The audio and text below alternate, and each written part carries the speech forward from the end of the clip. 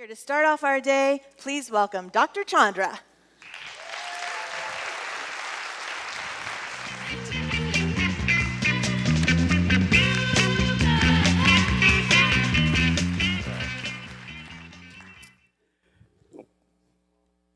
Uh-oh.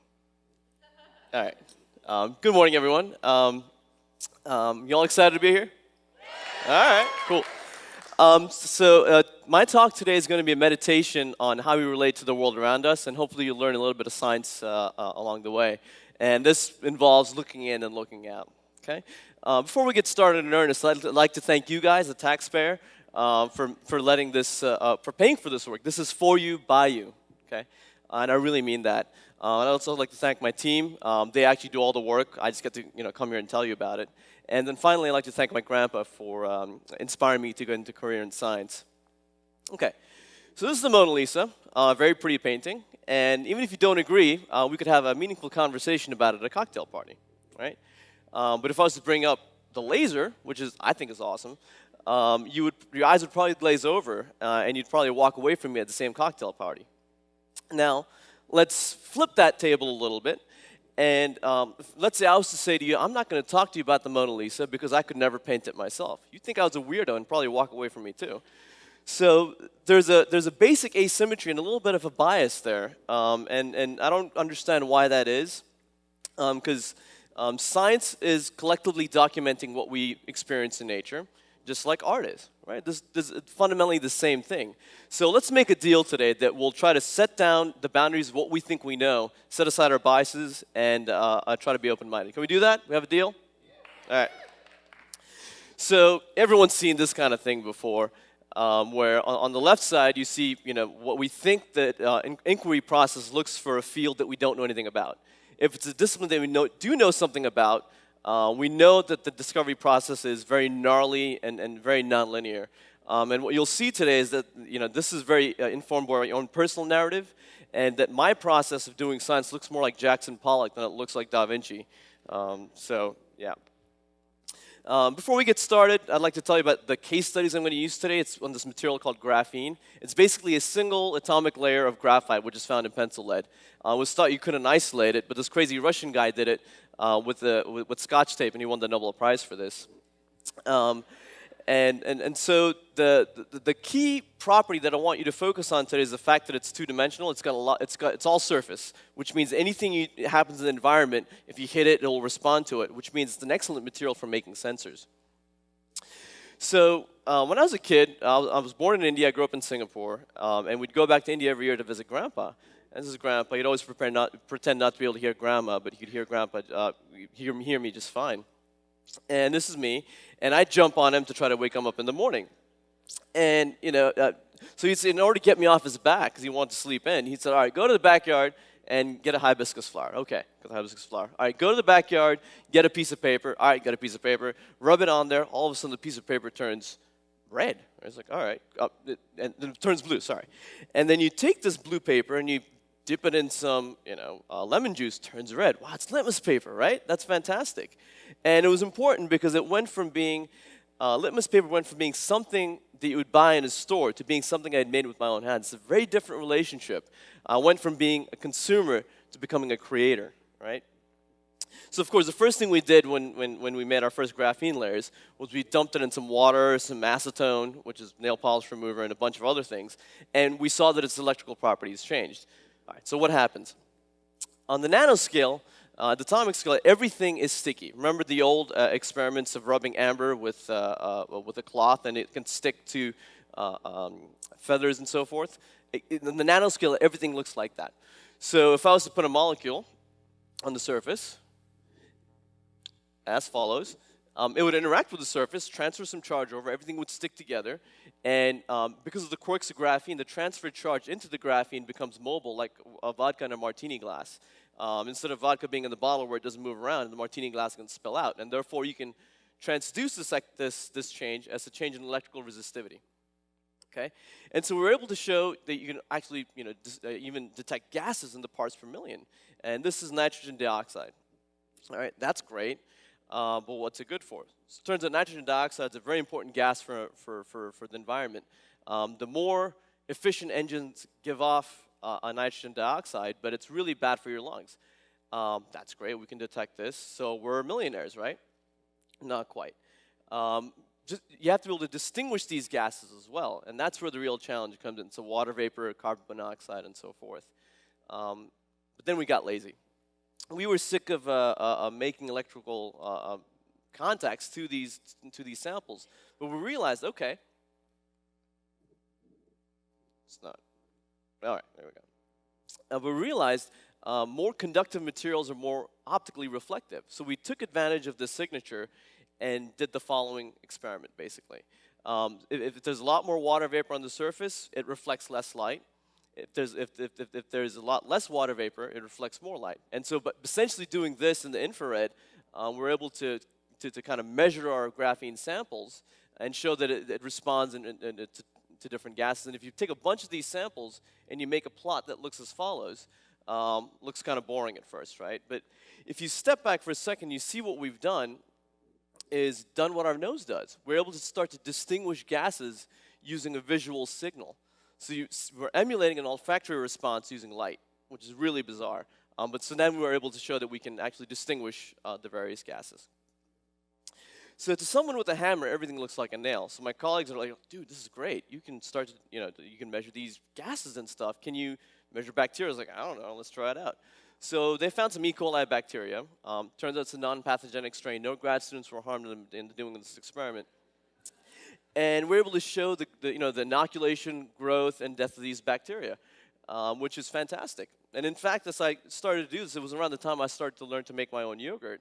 And if you look at, if you make yogurt on the downward edge, the third part, the bacteria are crowded out. If you use too much starter, this is what happens to the bacteria. If you start in the early part, they don't have a chance to eat enough food and sour your yogurt as much as it needs to. So you can actually figure out where to have your sweet spot for yogurt. So this could be a yogurt sensor. I don't know. So the question that came up after was, why is your yogurt so sour and lumpy? So you notice we did the experiment first in Jeopardy style. We answered the question after. We came up with the question afterwards. Now Grandpa loved my mother's yogurt, but he hated Grandma's yogurt. It was always sour, and it was sour. I can't blame him. And similarly with cooking, he loved my mom's cooking, but Grandma's cooking not so much. But he actually preferred the chefs in college, which is really bizarre. All right. So he'd always say, chemistry's cooking. Chemistry's cooking. I was like, what's he talking about? And as I got older, I had to start taking care of myself.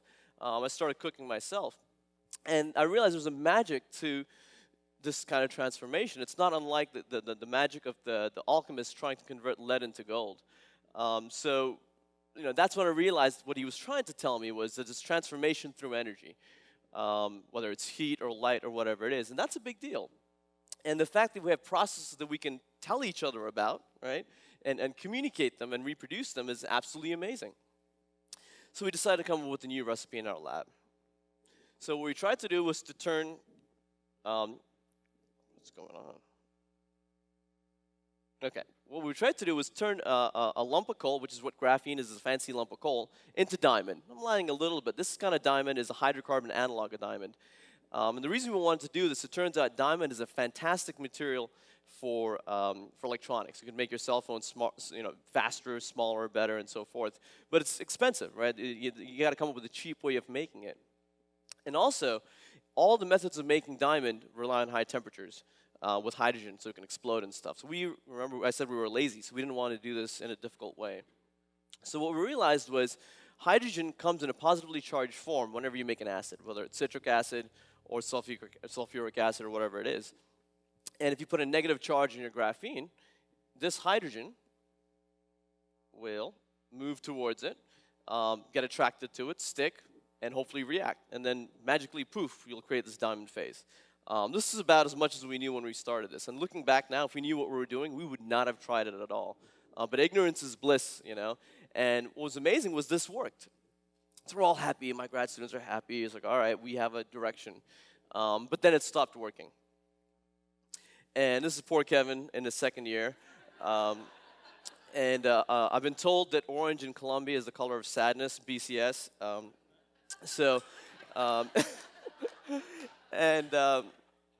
No, but Kevin defended his thesis last December, so he's graduated. So now we have to call him Dr. Kevin. But it was second year, he couldn't figure out what had happened. But because of good note taking, he wasn't like me. He took good notes. He realized that it was the kind of wafers that he was pulling these graphene samples from that was leading to whether or not it was making diamond. So it was a very good piece of detective work that he did. And it took a couple of years for us to come to this. Then there was the wild card. We were making some of the best graphene samples in the world at this stage, but we couldn't make crappy ones. And unless you can turn a dial and make something good versus not and crappy, you don't know what you're doing. As a scientist, you want to be able to have that handle. And it was around that time my grad students realized that they were able to correlate the kind of wafers that we were using to the amount of crappiness that we were getting. And then in a systematic fashion now, we could dial in the amount of defects that we wanted in our samples. And this was the big breakthrough for us.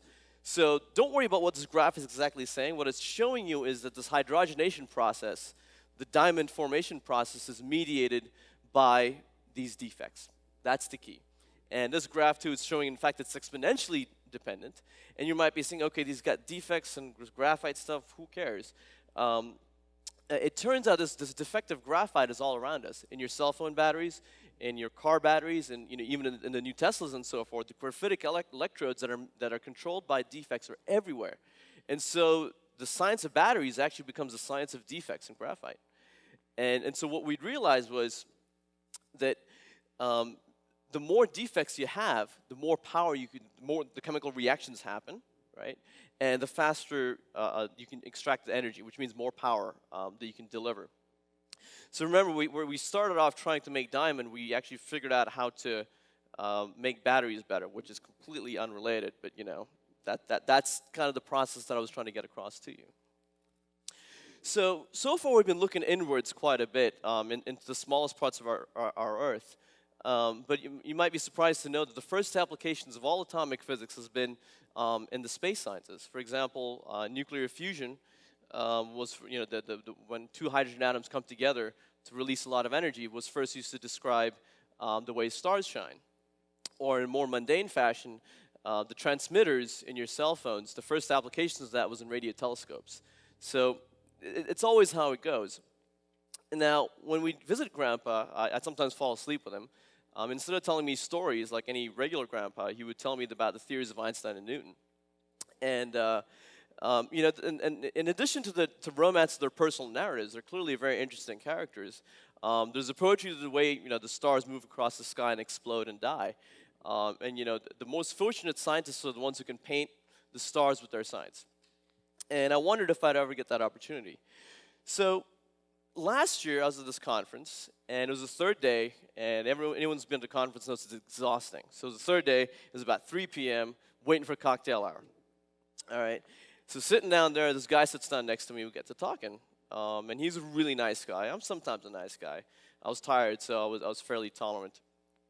He tells me he's from NASA, and they're looking for people who do sensors. I'm like, well, we do a little bit of sensors, And he says, well, we have a ride to space in 2017. I'm like, holy crap, I really want to get involved in this. But I try to play cool stuff. I said, we think we can help you out. And so we got to talking and laid out sort of the scope of the kind of things that we could do and so forth. And then we found out the flight profile. What this means is where the satellites can be dumped off in space. Normally it's low Earth orbit, high Earth orbit, whatever it is, that kind of thing. But then we find out it's a translunar trajectory. That's exactly what I said to him. What does that mean? And so it turns out either the satellite's going to be slingshot around the moon and go into outer space. I'm like, that sounds cool. Or crash into the surface. I'm like, oh, God. So when life gives you lemons, you make lemonade, right? And what we decided to do was, okay, we don't want it to crash into the moon. That's a given, right? We agree? Okay. So we got to put some propulsion on it. Okay. And then it's going to go into outer space. It's not going to be close by. What can we do that's useful? So over the past year or so, we've been refining what we're going to do, and I'd like to introduce you to David, if this will let me. Okay, David. What David's going to allow us to do is to go into close to the Earth, not in orbit, but close to the Earth, and do some asteroid flybys in a low-cost format. This whole thing is about 8 to 12 kilograms. It's a pretty small satellite, and that's why all the components inside of it have to be very, very miniaturized, right? That's why all the small stuff that we're talking about earlier on. And these asteroids are very important. For example, they have a lot of natural resources that we can mine. They also could crash into the surface of the Earth. So if you could latch onto one of these Armageddon style and blow them up, that'd be pretty neat. Yeah, that'd be pretty good too. So it's a very exciting thing, and we anticipate being launched in 2017 on the Space Launch System, which is the replacement for the space shuttle. So pretty exciting stuff. So I don't know what's going on here. All right, there we go. So we began this discussion today with looking at the various kinds of collective documentation that we do as people to describe the world around us, right? Like science, art, and all this stuff. But documentation is just that. It's just a description. It does not really offer any explanations. But the most compelling, art, science, literature, all that stuff, compels us to look inward to find those explanations for ourselves. And those tend to be very, very personal. So in other words, outward inquiry is descriptive, whereas inward-looking inquiry gives you explanations. And we dance between these two kinds of inquiry to build up a picture of the world around us. And it's at the crossroads of these two different kinds of inquiry that will continue to renew our common humanity. Thanks, guys. Way to go, man.